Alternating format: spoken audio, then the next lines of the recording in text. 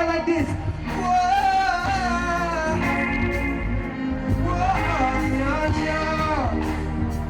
I'm singing love, and no. He's not even 20 yet and already racked up credentials that match those of international achievers.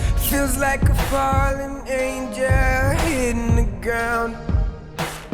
Singer-songwriter, producer, Major Major, the son of the warlord of dancehall, Bounty Killer, who is only now being introduced to Jamaicans in the I flesh. never wanted to hurt you, but I let you down. His first taste of a Jamaican stage came at Reggae Sumfest in Montego Bay, followed by Dream Weekend in the Grill. And now he sits with us at the Grand Palladium's coffee bar. Major Major, one-on-one. Major, blessed love, man. Thanks for agreeing to come and sit with us, sir. Man, for sure, enough respect, you already know. Lots of congrats for your performance at Reggae Sumfest. Man, thank you so much. And also a Dream. Yeah, man, it was a dope vibe, you know what I'm saying? It was good to feel the energy of everybody. Yes.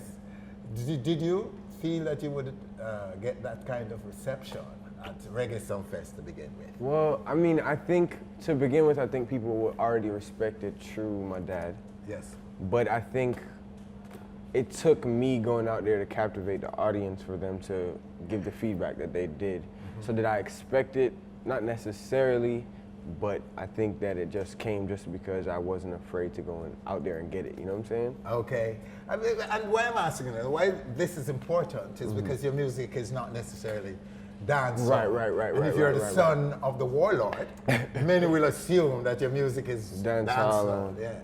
Gangster. Yeah. So I was thinking that maybe there's a little bit of insecurity in terms of the perception not matching the reality of your music.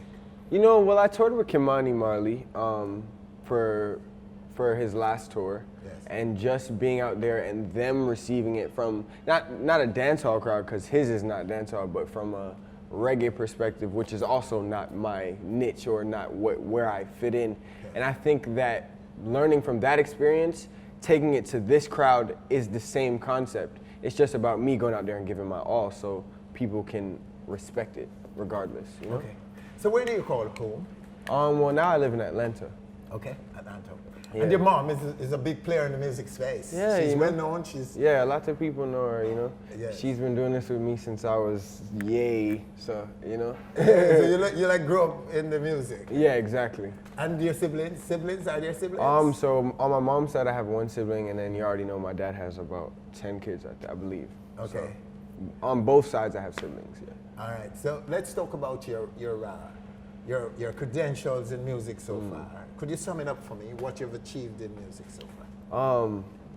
Man, achievements. I mean, I think musically I've come so far from the days when I was 12 doing Sunshine. I don't even know if you guys have seen that before.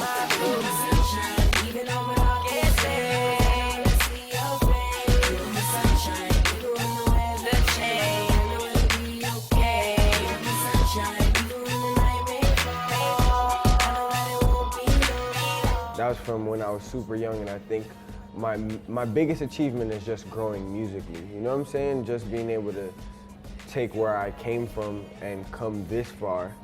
And you know what I'm saying? I was signed to Warner Brothers for about 2 years, and now I just signed my first publishing deal. So things are in the works and things are going through, and I have some even bigger stuff to tell you guys about soon, but I don't want to jinx it. There are videos with you. So there's two. There's the old Major, which was when I was like 12, and then now there's Cry, which we put out a little while ago. Yes, but, that's the first one I saw. Exactly. So that's the only video I have out right now, but I just shot a video for my next single, and I'm just working on getting more content and more videos for my fans to see, you know what I'm saying? And as a producer? As a producer, I've been writing, well, I think writing and producing has been going hand in hand, and I've been working in some great rooms. I mean, I lived in LA for like 5 years, so just working with different people. I recently just worked with Stephen Marley and some other big stuff, but like I said, I don't want to jinx it, but you know, along those lines of producing and writing and just you know what I'm saying, being. As you told me at Sumfest, right? You don't want to be talking about genre or define yourself as in a particular box or in Right. in a genre. Right. But is there a genre where you're most comfortable, where you're natural, where you know you want to do some music right and it's just coming out to you? I would say the easiest thing for me is to sit down at the keys or to sit down with the guitar and start organically. I don't say it's a genre because you could say that I sit with my guitar and do blues now and then do rock later and do R&B later. I don't think it's any specific genre. I think it's just about the musicality. I think that's the easiest way to write is organic. So whatever comes out. Right. Yeah. So let's go into now what you don't want to tell me, and you can still be quiet about it. I know that you've written for some big names in music. Yeah. Okay, and I believe there's a project coming up where you've got 3 songs, a major artist, on an album, including title track. Yeah. Come on, give us a little piece here, Major. Give us some of that. And tell us who it is, please. Hey, Everybody give on wanna stage know. something. You know, I love on stage show, you know what I'm saying? I have to give y'all a little exclusive. So recently, since I moved to Atlanta, I've been working a lot with a bunch of different people and just working in different rooms and thus bringing about what you're talking about, which is, he wants to bring it out of me. So basically, I was writing in a couple rooms and my guys asked me if I wanted to start working on Chris Brown's project. So I wrote like a bunch of songs. We were in the studio for about a week just working. And one of my guys, Two Guns, went out to LA, played the records for Chris, and he loved them. So I'm just now hearing that, you know, the title track, I got the title track and 2 more songs on the album. So, you know what I'm saying? It's never done till it's done, but I think it's just a dope achievement. It's a great place to be. Recently, I also wrote on Ro James's album, which I don't know if you know who that is, but you know the song, Just Give Me That Green Light. Yeah. And you can take your head down. So I've been just writing, getting in different rooms and just getting these placements and just having fun with it, you know? Yeah, because this is what I'm saying. You're not, your humility is amazing because you're not telling, your modesty is amazing because you're not telling us about some of the people you're writing for and some of the people who are looking at your work and the exposure you're getting and some of the writers that are impressed with your work. Right? Big writers are impressed with your work. Could you tell us about some of those? So since I got to Atlanta, again, Atlanta's been such a great place to be for me because musically I think people have gravitated towards what I'm doing. So recently I just got in with Sean Garrett, which is a really huge writer, where he wrote a lot of stuff for Usher, Chris Brown, all of the night, you know what I'm saying? So Sean Garrett, like I said, Steven, who else I've been working with recently? Aaron Reed, which is L.A. Reid's son. He's a super talented producer, writer, and me and him been going in like back to back, just working. So, you know what I'm saying? There's more names, but those are the main ones right now. Right now, okay. I picked up a little bit of avoidance of dancehall in you, in that you, I don't know if it's because your father is the dancehall warlord, bounty killer, you know, the ultimate rude boy, bad boy in dancehall, and you're deliberately not, you know, embracing dancehall as a result of that. Because let me say more. Typically, right, the offsprings of great men and women in music, their kids, the bar is higher for their kids. Correct. And it's a smart thing to not be defined by your father's work. Yeah. Is that your reason for being so? I like the idea of not being defined by my dad's work, but I'm not embracing dancehall. I don't want people to think that I don't like it or I'm not into it or whatever. I love all music, you know what I'm saying? I listen to all music, and from reggae to dancehall to country to pop to rock to everything. So I love all the music, but I think as an artist, regardless of who came before me, I have to carry on my shoulders myself. You see what I'm saying? So for me, it's about establishing myself where I'm at and what I want to do and where I'm already going versus trying to, I think if I were to step into dancehall at the moment, it would be something that I'm not. You see what I'm saying?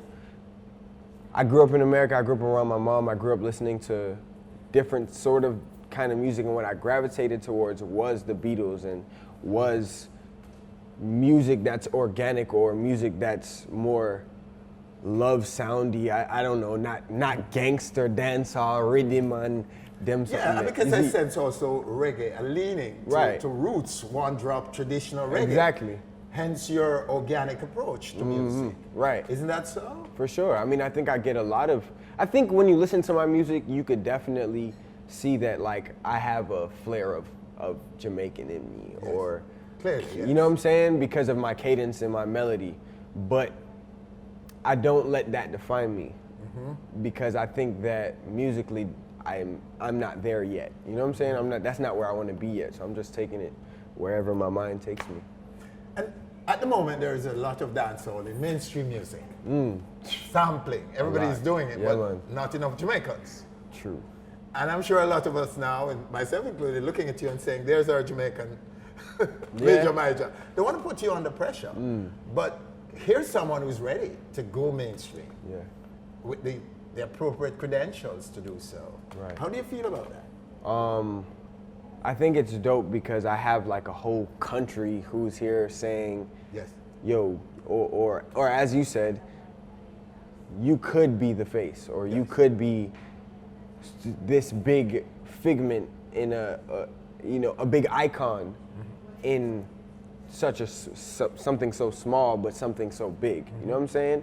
So I think it's really dope. It's exciting. I think I love the idea of having people just that want to support me just based on my background and just based on the love that they have for their people. You know what I'm saying? Because I love my people and I want that to be known throughout the world. You know what I'm saying? I love everybody, but I love my people. So why not want to represent them? Yes. You know? Oh, so you're wide open to that. Yeah, why not? And you are always a Jamaican? Do you? Well, are you a Jamaican all the I time? mean, well, Do they know that you're Jamaican? yeah, everybody knows I'm Jamaican. Anybody who's around me or in my day-to-day life knows I'm Jamaican. I'm sure there's some fans that might not know because they don't dig that deep, but they will dig that deep eventually. They will all yes, know. they will. But you know, I think everybody knows. It's not something I try to hide or fake. Because there's no way you could hide your Jamaican credentials. Or do you have to promote it or sell it because you're deeply rooted? Who will you be 10 years from now, Major? Who will I be? The way I view music, right, is that now I think there's not enough big artists or big name artists that are shooting to be legendary, right? Because I think everybody gets caught up in the hype and Yes. Instagram and followers and likes, but I think I have the power within me, and I think I want to take it there. I want to take music to a different level, to back how it used to be when people listened to music and loved it for the vibe, and people loved it for the fact that it was great music, not just because this person said so or that person said so or this person has that many followers or that many likes. So I think in 10 years from now, hopefully I'll be on my way to being a legendary artist. Who's John Legend to you? Who is John Legend to me? That's interesting because a lot of people compare, but I don't take a lot of inspiration from. I respect him immensely. He has a beautiful voice, excellent writer, crazy keyboard player. But do I take a lot of inspiration from him? Not as much, not so much. Well, you know, you were just vibing on the piano. Yeah, for sure. Do you play anything? Do you really play it? Or? Keys is not my main instrument, but you know, I get around it, I could play, I could get some songs out. I'm mainly a guitar player. Okay. And then, you know what I'm saying, I play my voice.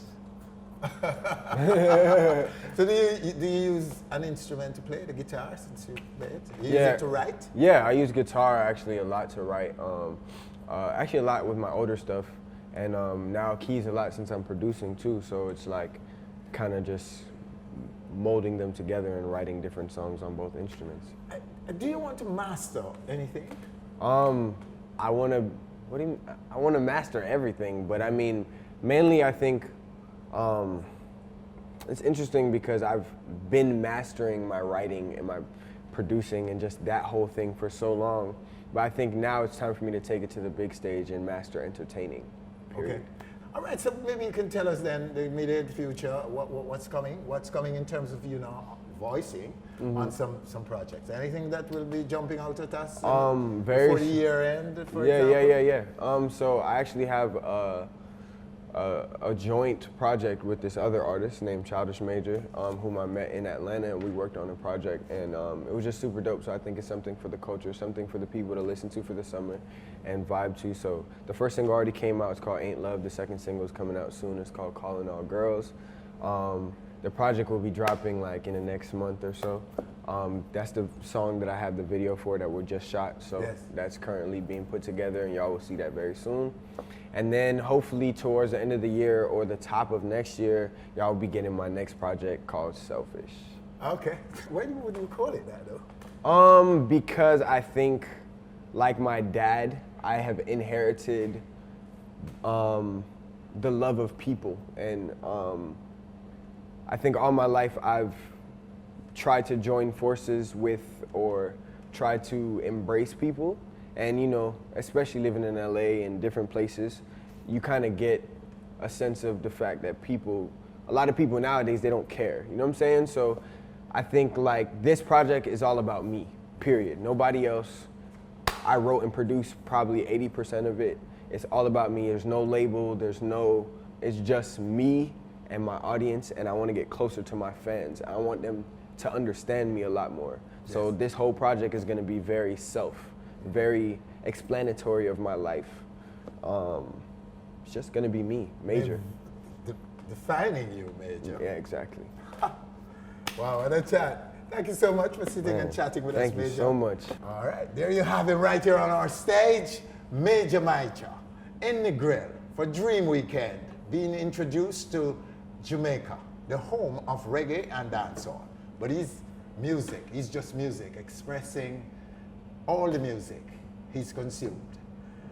Winford Williams, on behalf of all of us, thanking you for joining us. Do join us again next week for more on stage and leaving you with a little more of the Dream Weekend excitement.